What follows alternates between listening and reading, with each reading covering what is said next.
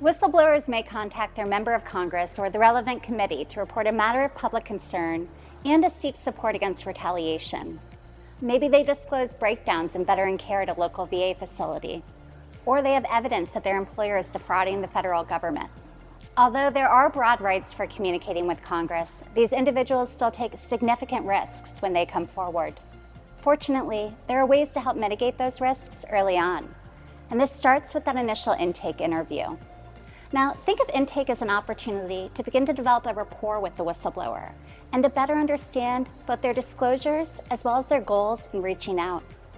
This conversation is going to help your office make an informed assessment about how to safely proceed. Now, with that in mind, here are 5 quick tips to help you conduct whistleblower intake.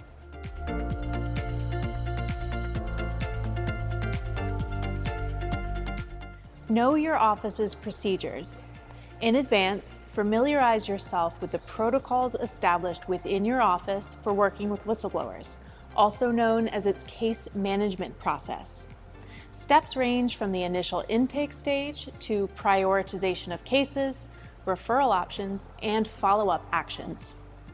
Also, be familiar with where and how to safely secure all whistleblower communications, from the initial intake interview notes to subsequent case files.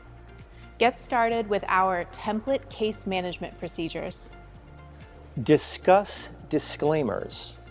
Once you hear from a whistleblower, set the tone by thanking them for contacting your office and acknowledging the courage it takes to come forward. Then share key disclaimers to mitigate risk and manage expectations. For instance, be clear that your office cannot provide legal advice. Caution them against communicating with you through their work resources or while on the clock. And communicate your office's commitment to confidentiality.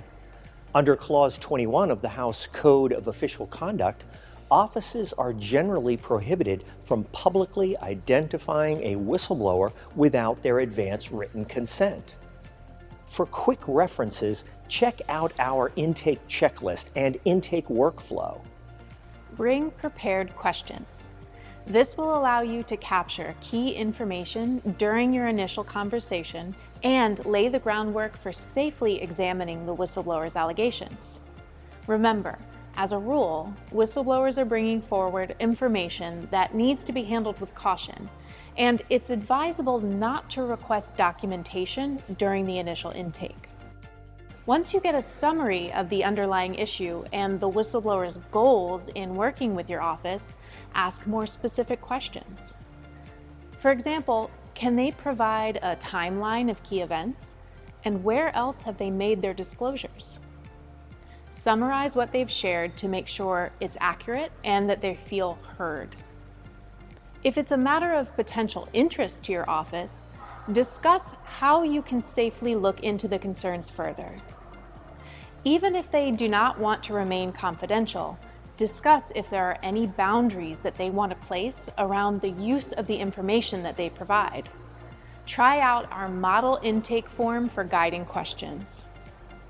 Manage expectations. As you close out the initial intake interview, clearly communicate any limitations around what the office can do, including realistic timelines for follow-through.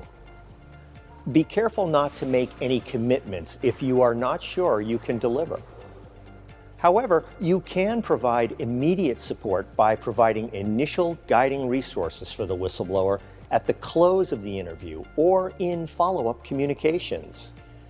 Share resources.